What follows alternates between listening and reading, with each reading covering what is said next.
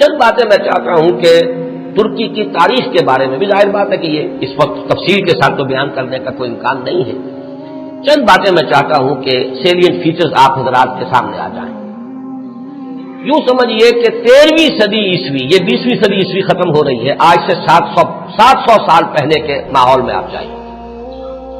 اس وقت خلافت بنو عباس کا خاتمہ ہوا. 1258 عیسوی میں فال آف بغداد، تاتاریوں کے ہاتھوں بغداد کی تباہی ہوئی اور خلافت بنو عباس کا چراغ گل ہو گیا. عربوں کی سیادت و قیادت اس وقت سے ختم ہو گئی. جو خلا پیدا ہوا وہ اس قوم نے پر کیا جن کے ہاتھوں عذاب آیا تھا. ہے آیا فتنہ تاتار کے افسانے سے، پاسماں مل گئے کعبے کو صنم کھانے سے. ایک انٹرم پیریڈ تو ایسا گزرا ہے کہ جس میں طوائف الملوکی تھی. ظاہر بات ہے کوئی بڑی تہذیب، بڑا تمدن، بڑی سلطنت ختم ہوتی ہے تو دوبارہ اس کی جگہ پر کسی دوسرے سٹرکچر کے بننے میں وقت لگتا ہے. درمیان میں وہ طوائف الملوکی، چھوٹے چھوٹے سلطان، چھوٹے چھوٹے عمراء، چھوٹی چھوٹی حکومتیں پورے عالم اسلام. لیکن رفتہ رفتہ یہ جو ترک ایک اصل میں یوں سمجھیے کہ ایک نسل ہے، قوم ہے. ہم مغل کو علیحدہ سمجھتے ہیں، ترکوں کا اصل میں ملک بھی ترک ہے. یہ سب ترکان ہیں، ان کی مختلف نسلیں. ترکان تیموری کو ہم مغل کہتے ہیں. ترکان صفوی کی حکومت قائم ہوئی ایران میں. ترکان تیموری یعنی مغلوں کی بہت بڑی مملکت قائم ہوئی ہندوستان میں. ترکان سلجوقی سب سے پہلے دائرہ اسلام میں داخل ہوئے تھے اور وہ خلافت بنو عباس کے دور میں ہی بہت کافی پاورفل ہو چکے تھے. چھوٹے چھوٹے علاقوں میں ان کی حکومتیں تھیں. اسی زمانے میں مشرق و مغرب میں ہر جگہ پر پورے عالم اسلام میں سب سے زیادہ مضبوط حکومتیں جو تھیں وہ غلاموں کی تھیں. ہندوستان میں 1206 میں دلی کے تخت پر قطب الدین ایبک بیٹھے غلام تھے. پھر وہ التتمش، یہ سب خاندان غلامہ ہیں. ادھر مصر میں مضبوط حکومتیں دو ہی تھیں. ہندوستان میں خاندان غلامہ کی، ادھر مصر میں مملوک کہتے ہیں غلام کو، ملکیت ہے. یہ سب ترک ہیں. تو ان دونوں کی حکومتیں عظیم ترین قائم ہوئی. ہندوستان میں تو دور کئی آئے. ہندوستان میں پہلے خاندان غلامہ، پھر خلجی، لودھی، سادات، مختلف خاندان، کچھ 325 برس تو اس میں گزرے. 1206 سے 1526 تک 320 برس میں یہ کئی خاندانوں کی حکومتیں توڑ پھوڑ ہوتی رہی. پھر 1526 سے مغل آئے. کہنے کو تو 1857 تک رہے، لیکن حقیقت میں 150 برس ہیں ان کے، جن کو کہا جائے کہ صحیح ان کی عظمت کا دور ہے. یہ جو 6 بادشاہ ہیں، بابر، ہمایوں کا تو خیر نہ ہی شمار کیا جائے، اکبر ہے، پھر جہانگیر ہے، شاہجہاں ہے، اورنگزیب. اس کے بعد جو ہے طوائف الملوک ہندوستان میں بھی ہو گئے. لیکن اسی صدی میں 13ویں صدی کے اختتام کے قریب 1288 میں ایک ترک سردار ارطغرل کا بیٹا عثمان، یہ خاندان عثمانی جو ہے حضرت عثمان سے کوئی تعلق نہیں ہے ان کا. یہ اکثر لوگ چونکہ اس میں بھی مغالطے میں دیکھا، بڑے بڑے پڑھے لکھے لوگ، امریکہ کے ڈاکٹرز بھی اس مغالطے میں تھے کہ شاید ان کا تعلق حضرت عثمان سے، جیسے بنو عباس کا حضرت عباس سے ہے تو یہ عثمانی سلطنت جو ہے یہ شاید یہ حضرت عثمان کی نسل سے، اس کوئی تعلق نہیں، یہ تو ترک ہے. عثمان بیگ اس کا نام تھا سردار کا. اس نے چھوٹی سی حکومت قائم کی. ویسے تمام مسلمانوں کی حکومتیں تھی، اناطولیہ پورا کا پورا جو ہے مسلمانوں کا تھا، مختلف چھوٹی چھوٹی ریاستیں.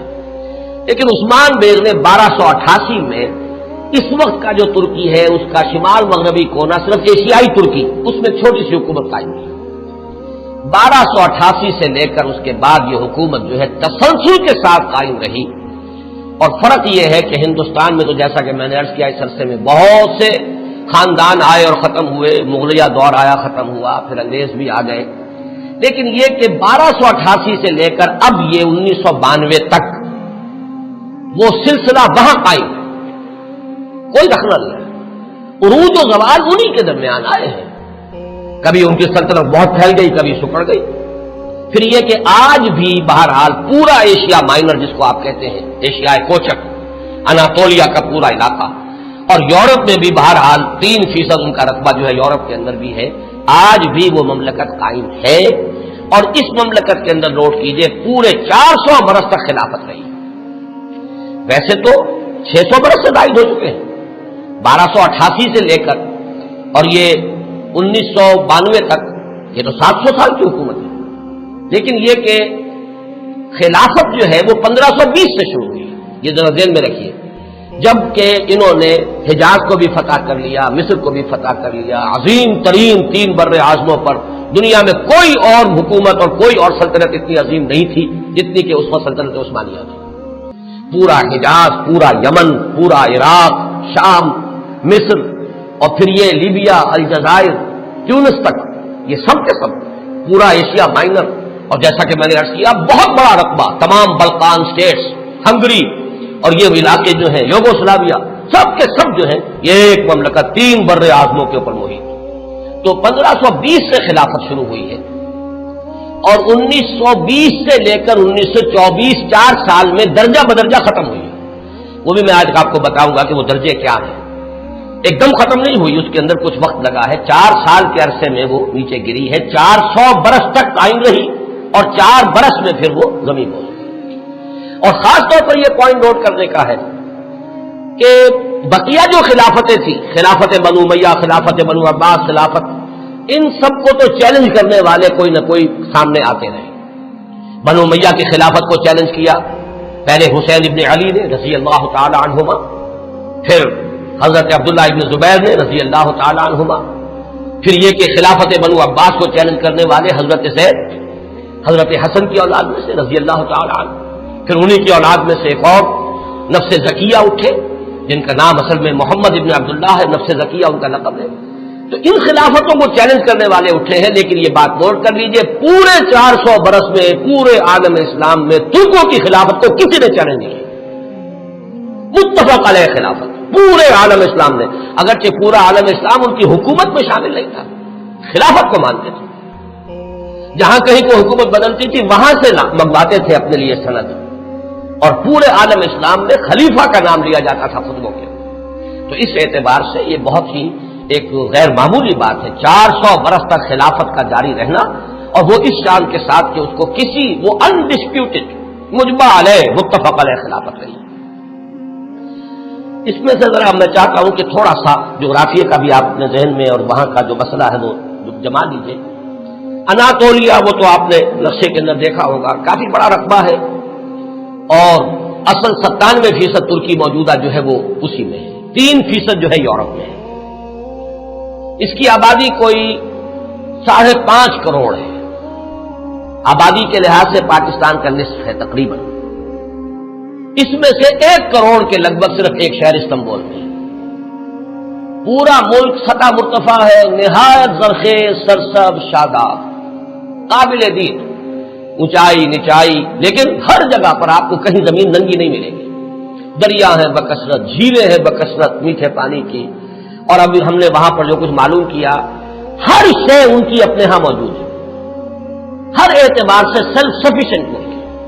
اللہ تعالیٰ نے اپنی نعمتوں کی بارش اس طرح کی ہے، 6 دن ہم نے اس میں گزارے ہیں صرف ایک شہر استنبول میں، اور یہ میں نے عرض کر دیا کہ وہ پورے ملک کی 1/5 آبادی تو وہی ہے۔ یہ شہر شاید دنیا کے اس اعتبار سے خوبصورت ترین شہروں میں سے ہوگا کہ یہ ایک تو یہ کہ نگینے کی طریقے سے یہ یورپ اور ایشیا سنگم ہے اس کا جس پر واقع ہے۔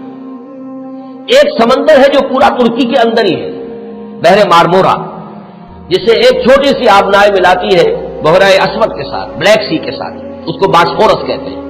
جنوب میں ایک لمبی سی گلی ہے پانی کی، وہ دانیال ڈارڈینیلیز، وہ ملاتی ہے اسے بحیرہ روم سے، لیکن بحیرہ مارمورا جو ہے پورا کا پورا وہ ترکی کے اندر ہے گویا، یعنی یورپی ترکی اور ایشیائی ترکی کے مابین۔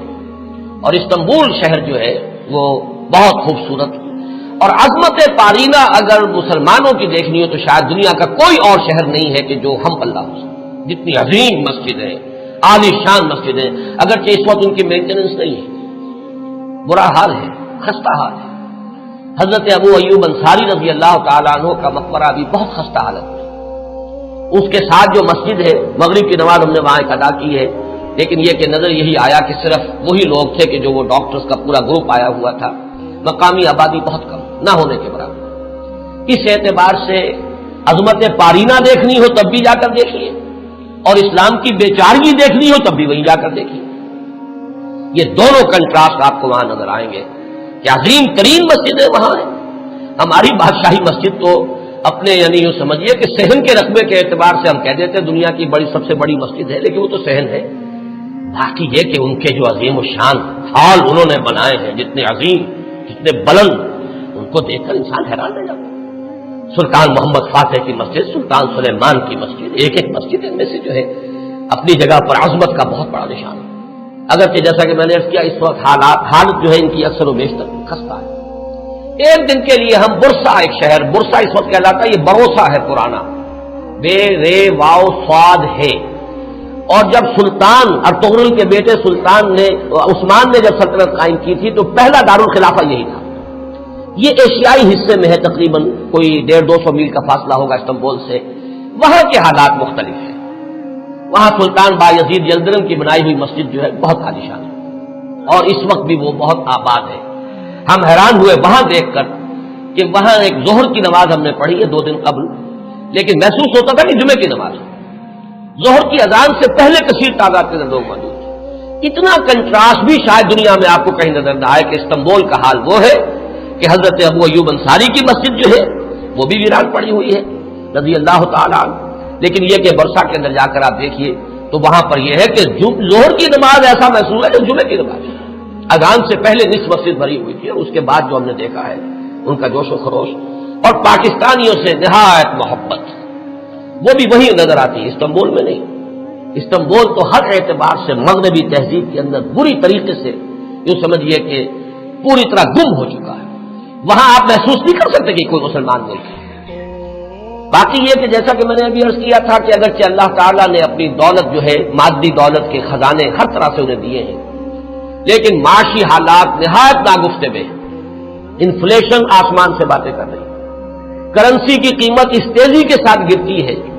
وہ کچھ اعداد و شمار لے کے آئے ہیں میرے ساتھ، چونکہ چھوٹے بھائی برادر عزیز اقتدار احمد تھے، ندا میں انشاءاللہ تعالیٰ وہ چیزیں تفصیل سے آئیں گی فیکٹس اینڈ فگرز کے ساتھ کہ کس طرح ہر مہینے ان کی جو کرنسی ہے اس کی قیمت گر رہی ہے اور کس طرح یہودیوں نے انہیں چنگل کے اندر لے رکھا ہے اور پوری معیشت جو ہے یہودیوں کے قبضے میں ہے۔